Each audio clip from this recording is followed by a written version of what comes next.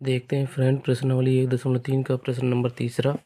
मान लीजिए कि समुच्चय ए जिसके अवयव हैं 1, 2, 3, 4 एक सेट है जो कि अवयव है ए का और 5। निम्नलिखित में से कौन सा कथन सही नहीं है और क्यों? तो बताते हैं। देखते हैं। सेट 3, 4 जो अवयव है, ठीक है ना। अब हमें ये देखना है कि जो 3, 4 है ये आपस में एक खुद सेट है, लेकिन जो है ए का अवयव है, ठीक है ना। तो यहाँ पे देखते हैं अवयव कौन कौन से, 1, 2, 3, 4 जो कि ये पूरा एक ही अवयव है, और 5। तो यहाँ जो ये 3 और 4 जो अवयव दिया है ये इसका सबसेट नहीं है, ये इसका अवयव है, ठीक है ना। तो इसको इस तरह लिखा जा सकता है, 3, 4 बिलोंग ए। ये इसका अवयव उप समुच्चय नहीं है इसका, ठीक है। दूसरा नंबर दिया है समुच्चय 3, 4 बिलोंग ए। तो जो समुच्चय है इसके अवयव 3, 4 ये एक सेट है, लेकिन अवयव किसका है, ए का। तो ये हमारे ये सही है। अब देखते हैं जो सेट है 3, 4 और अवयव किसका है, ए का, लेकिन अब ये भी एक मंझले कोष्ठक में लिखा गया है। कोई भी सेट होता है उसको मंझले कोष्ठक में लिखा जाता है। तो ए का अवयव है 3, 4, ठीक है, लेकिन इसको फिर से अलग से एक जो है मंझले कोष्ठक में रखा गया है। ये हमारा एक उपसमुच्चय बन गया, ठीक है ना। और ये उपसमुच्चय किसका है, सेट ए का। तो ये हमारा सही है।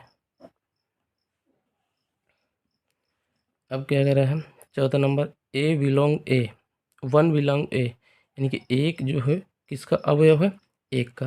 ये देखते हैं, ये सही है।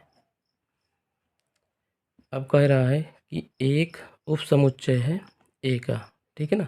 तो अब एक उपसमुच्चय नहीं है क्योंकि एक सिर्फ अवयव है ए का। तो 1 बिलोंग ए एक अवयव है, ना कि जो है उपसमुच्चय। यदि यहाँ पे होता सबसेट ए तब हमारे ये सही हो जाता। जब इसको कोष्ठक के रूप में कोष्ठक में लिख दे तब हमारा ये जो है सबसेट हो जाता, ठीक है, इसलिए ये गलत है। देखते हैं समुच्चय 1, 2, 5, ठीक है ना। ये जो हमारा समुच्चय है ये सबसेट किसका है, ए का। देखते हैं 1, 2, 5, ठीक है। तो यानी कि ये अवयव है और इनको मझले कोष्ठक के रूप में लिखा गया है।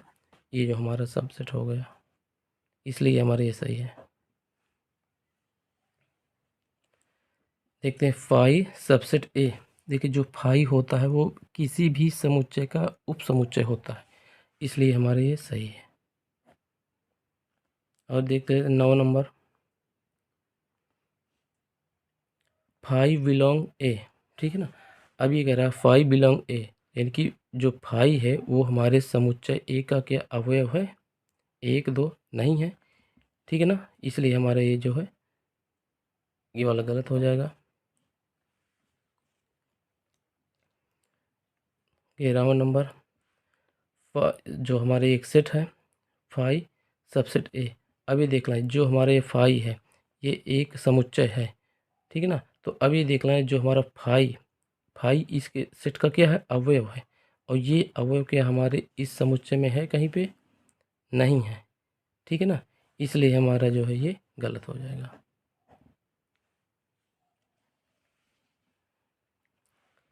देखते हैं प्रश्न नंबर 4, निम्नलिखित समुच्चयों के सभी उप समुच्चय लिखिए। उप समुच्चय, तो मान लीजिए किसी भी समुच्चय के उप समुच्चयों की संख्या होती है 2 की पावर n, जहाँ n होता है अवयव की संख्या। तो देख लेते हैं जैसे कि नंबर 1 में समुच्चय के कितने उप समुच्चय होंगे। तो इस समुच्चय में कितने अवयव दिए हैं, एक दिए हैं, तो 2 की पावर n, तो n की जगह कितना हो जाएगा, 1 बराबर 2। और 2 अवयव हैं कौन कौन से, हो जाएगा एक 5 और एक हो जाएगा a, ठीक है ना। यानी कि इसके उप समुच्चय कितने हो गए, 5 और a। दूसरे नंबर का देखते हैं, इसके उप समुच्चयों की संख्या कितनी हो जाएगी, 2 की पावर n।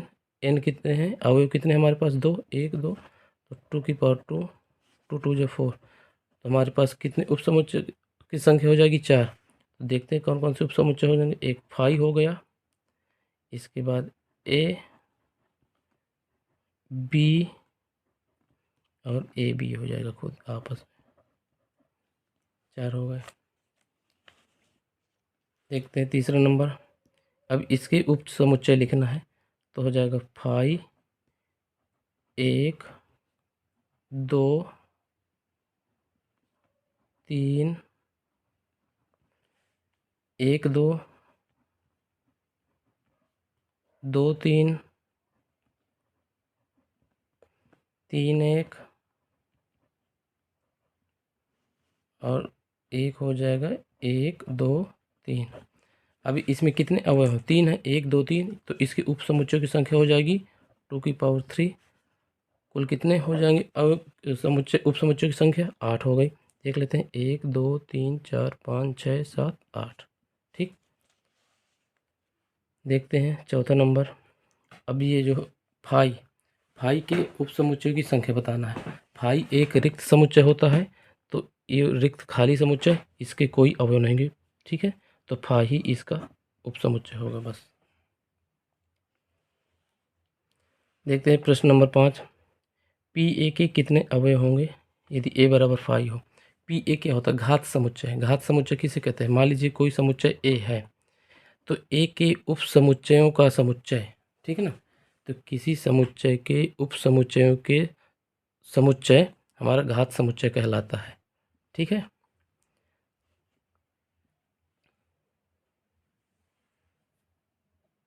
तो देखते हैं। तो जैसे कि हमारा फाई ए समुच्चय हमारा दिया है, और ये किसके बराबर? फाई। फाई हमारा क्या होता है? एक रिक्त समुच्चय होता है।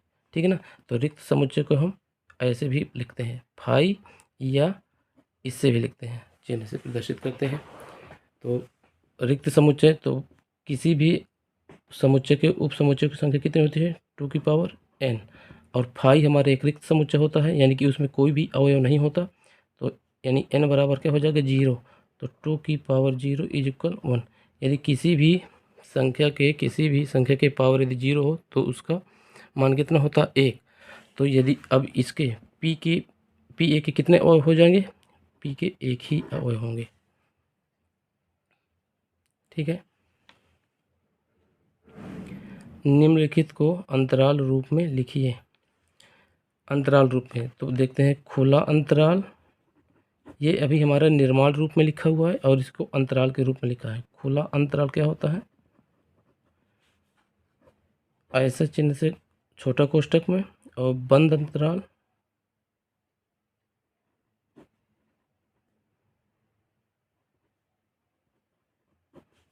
बड़ा कोष्ठक से लगाते हैं। ठीक है, तो देखते हैं। तो अब खुला अंतराल और बंद अंतराल कहाँ होगा? जब हमारा कोई छोटा, यानी कि इस चिन्ह से हो, कोई भी संख्या इस चिन्ह से लिखी हो, उसको हम खुला अंतराल ऐसे लिखते हैं। और जब हमारे छोटा या बराबर, ठीक है ना, ऐसा हो तो बंद अंतराल को लगाते हैं। तो देखते हैं इसमें यह समुच्चय दिया x such that x belong R, यानी कि जो हमारा अवयव हो रियल संख्या, रियल नंबर में बिलोंग करता है, और यक्स क्या है? -4 से बड़ा और 6 या 6 से छोटा। तो देखते हैं। तो अब इसको अंतराल के रूप में लिखना है। तो मैंने बताया अभी कि यहाँ पे जब ये वाला चिन्ह लगा हो तो खुला अंतराल, और जब ये चिन्ह लगा हो तो बंद अंतराल। ठीक है ना, तो यहाँ पे कितना हो जाएगा? -4, 6। अब देखो 4 के बाद कौन सा चिन्ह लगा है? ये वाला। तो यहाँ पर कौन सा हो जाएगा? खुला अंतराल। और 6 के पहले ये चिन्ह लगा, इसलिए हमारे यहाँ पर बंद। ठीक है, इसी प्रकार देखते हैं x such that x belong और, ठीक है, जो अवयव हों वो रियल नंबर में बिलोंग करते हैं। अवयव क्या कौन से? -12 से बड़ा और -10 से छोटा। ठीक है, तो हमारा हो जाएगा, अब देखने यही चिन्ह से है तो हमारा हो जाएगा -12 -10 खुला अंतराल। इसी प्रकार x such that x belong और, जो अवयव हैं यक्स 0 या 0 से बड़ा और 7 से छोटा, तो 0, 7 ले लेंगे। अब देखते हैं बंद अंतराल लगा देंगे। और अब यहाँ पे खुला अंतराल हो जाएगा। ठीक है, अगला देखते हैं x such that x belong, और जो एक्स है वो 3 या 3 से बड़ा और 4 या 4 से छोटा, तो 3, 4 देखते हैं, बंद अंतराल दोनों में हो जाएगा। Thank you.